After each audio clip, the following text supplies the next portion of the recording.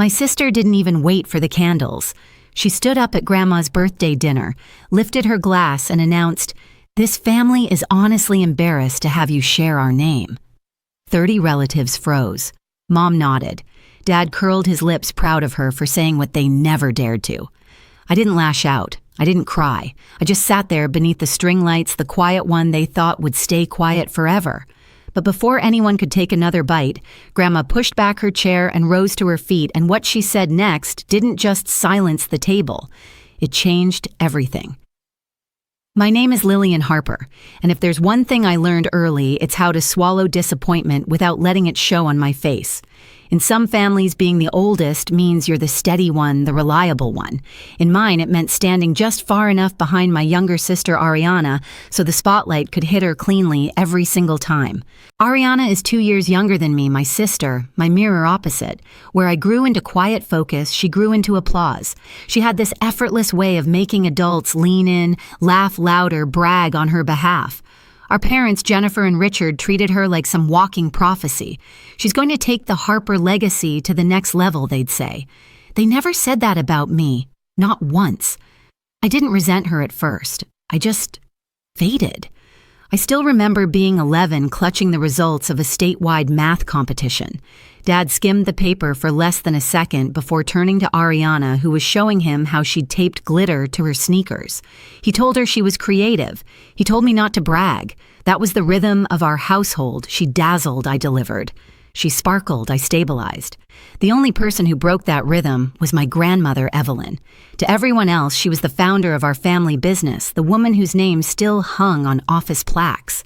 But to me, she was the one who'd sit beside me on the porch steps and ask real questions about what I wanted, how I thought, where my instincts led me. She raised Ariana and me with the same resources, but she saw through the gloss. She knew what substance looked like. And then there was my cousin Haley, 2 years younger than Ariana. She didn't grow up inside the bubble. She grew up just close enough to hear the cracks.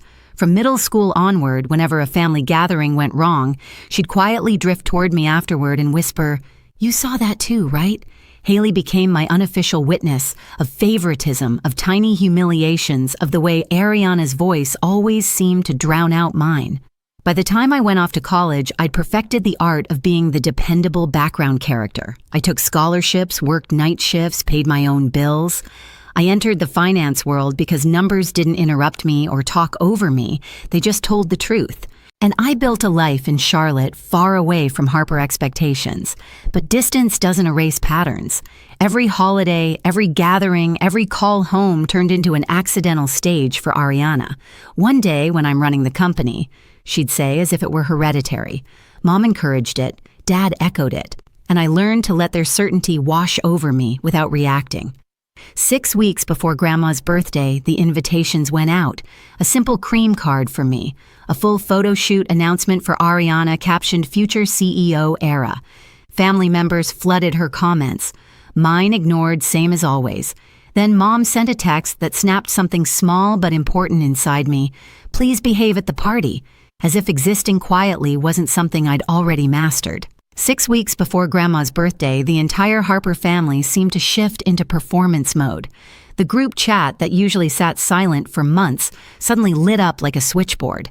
Cousins I barely remembered started posting throwback photos with grandma aunts, coordinated potluck dishes as if they were planning a state banquet, and right in the center of it all, Ariana. She uploaded a picture of herself standing in the lobby of the family business headquarters, one hand on her hip, the other resting on the railing like she owned the building. Her caption read, "Stepping into the future." Under it, heart emojis, clap emojis, comments from relatives calling her our rising leader. I read every comment like someone watching a parade through a window they weren't invited to stand at. My invitation had arrived on the same day, but mine wasn't posted online with a photo shoot. Mine came quietly handwritten by Grandma slipped into a cream envelope. I saved it, not for the event itself, but for the part where she wrote, "It would mean a lot if you came." 2 days later, Mom's message arrived. Cold, practical. Please behave at the party. As if she expected me to show up wearing chaos like perfume. I typed, "Of course," and set my phone down. But something sat heavily in my chest afterward. a slow, smoldering pressure I hadn't felt in years. Around that time, Haley called. She rarely opened with small talk, and that night she skipped it entirely. "You've seen the way the family's acting, right?" I told her I had. "Well," she continued, lowering her voice, "Ariana's been telling everyone she already knows what Grandma plans to announce at the party." I froze. "What announcement?" "That's the thing Haley said. She's acting like she's already been crowned. She's picking out new office decor. She's even saying Grandma hinted at handing her control soon." Ariana had been rehearsing her Queen Bee era for years, but hearing it escalate like this hit differently. "And there's more," Haley added. "I've been helping Grandma clear out some old paperwork." There were documents from her attorney, multiple visits in the last few weeks. "About the business?" I asked. Haley hesitated.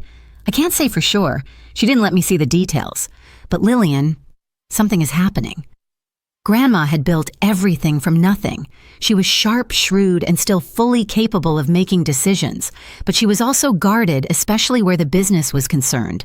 Ariana assuming she already knew the outcome that was a new level of entitlement. Still, it was Ariana. She lived in a permanent state of premature celebration.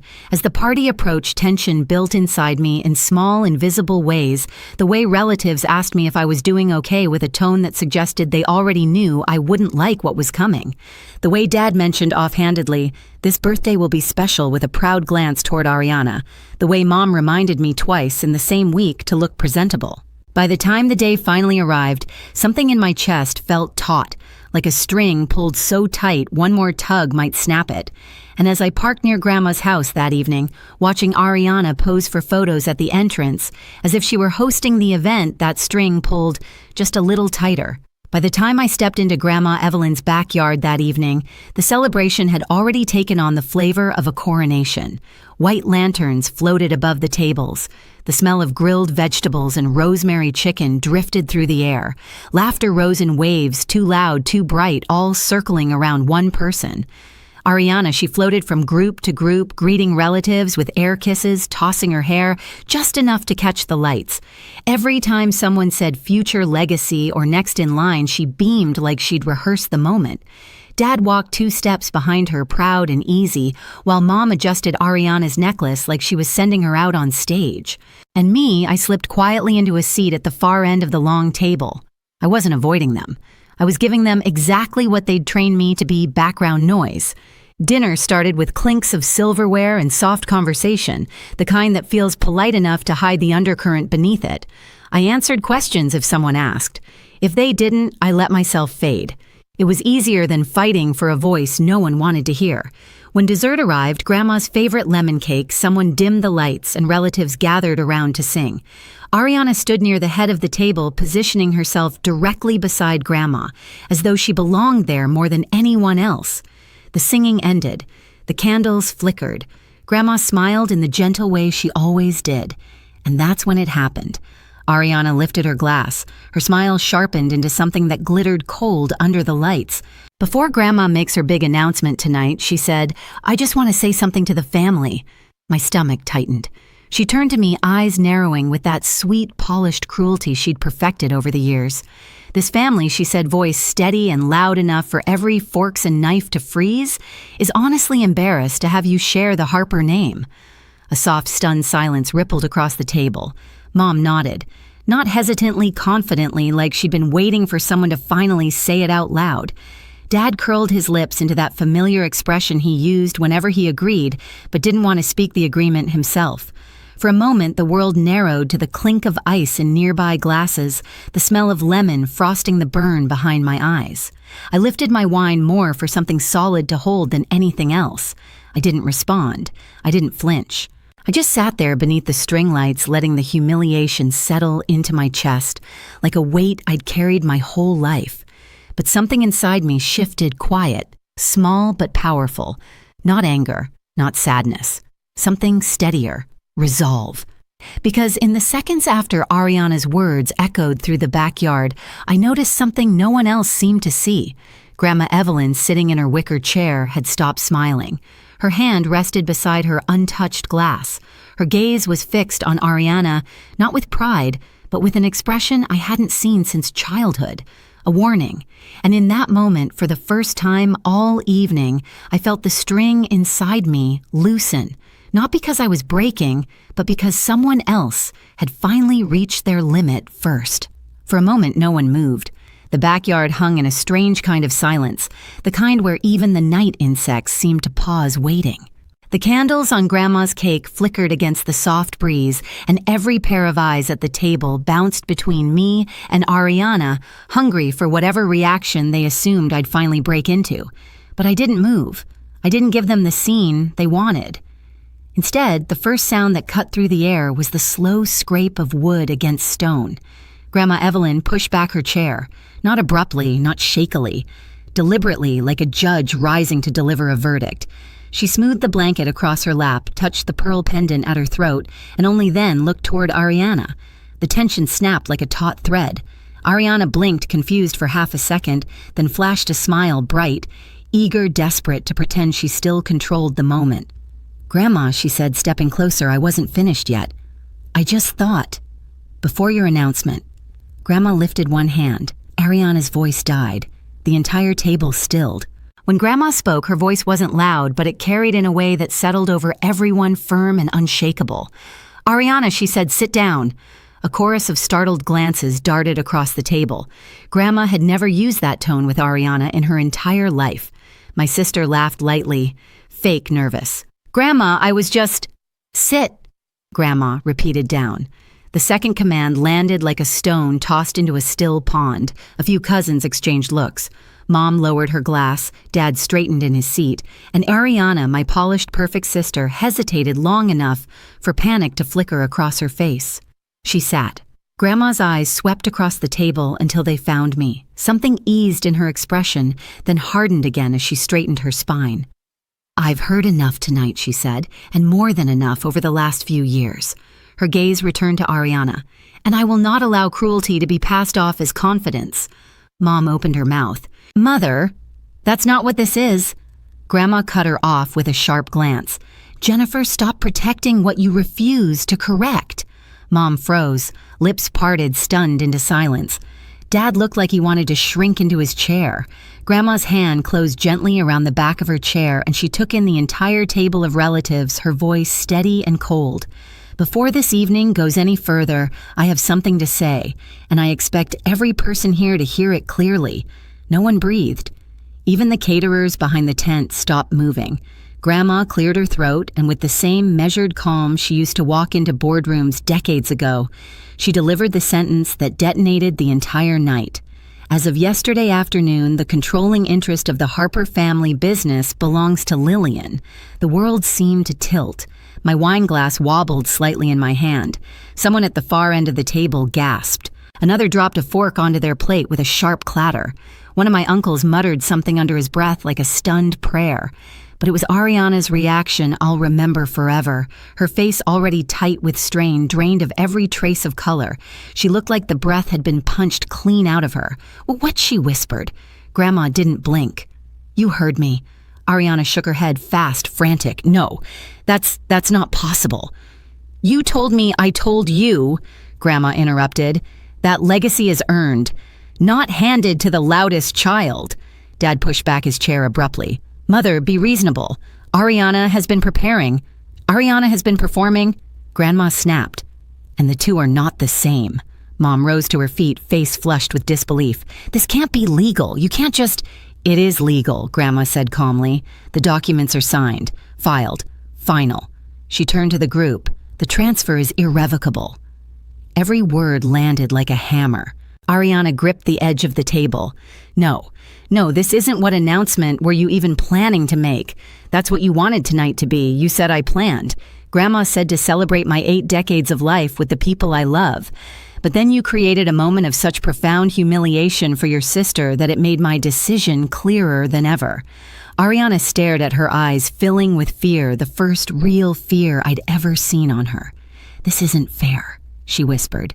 "Fair," Grandma repeated, "is not the word I'd use to describe how your sister has been treated for the last 30 years. Haley, sitting across from me, exhaled softly, one of those stunned, shaky exhales that say finally without speaking. Grandma wasn't finished.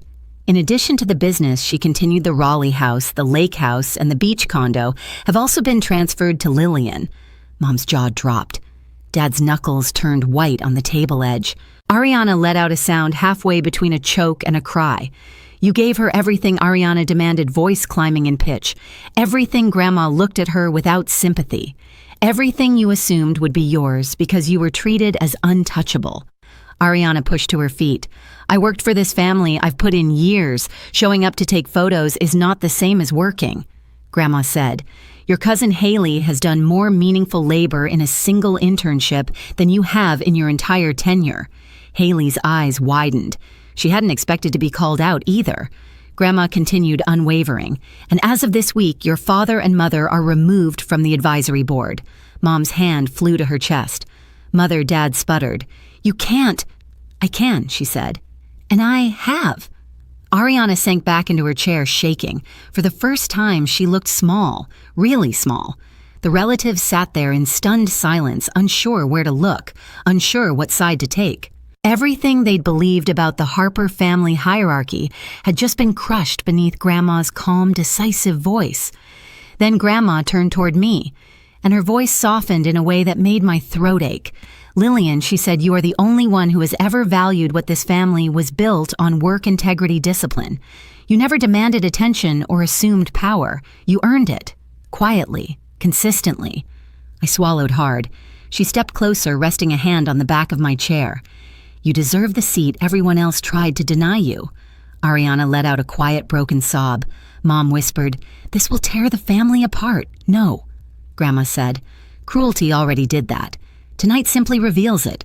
She straightened again, the authority of decades settling back over her. The future of this family, she said, is no longer in the hands of entitlement. Ariana whispered my name like a plea. Lillian, you can't let this happen. Say something. Tell her she's wrong. I looked at her, really looked at her. For the first time, I didn't see the golden child or the impossible standard I'd been measured against. I saw the truth, an adult who had coasted on praise so long she believed she was owed the world.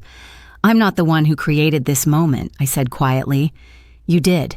Her face crumpled. Grandma nodded once firmly, and the weight of her decision settled over the entire backyard like a final verdict. That will be all, she said. Now let's finish the cake. But the party was already over. At least for Ariana it was. 6 months later, the dust didn't just settle, it rearranged everything. The Monday after the party, I walked into the headquarters with the same quiet confidence I'd carried my whole life, only now people actually saw it. The board welcomed me without hesitation.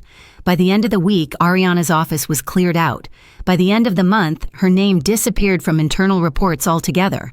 Relatives who once praised her fell silent, unsure how to rewrite their memories. She tried finding work in the same industry, but reputations in this town travel faster than resumes. Doors closed gently, then firmly. The spotlight she'd lived in her entire life blinked out all at once. Mom and Dad faced the consequences of being removed from the advisory board. Financial strain, social fallout, the uncomfortable realization that their legacy wasn't as unshakable as they'd believed. Their calls to me shifted from indignation to guilt to quiet pleading. I didn't block them, but I didn't bend either. Grandma moved into my condo in Charlotte soon after. She wakes early, reads on the balcony, and beats me at cards just like she used to. Our home is calm, no performance, no hierarchy, just truth. For the first time, I am living a life that feels entirely mine.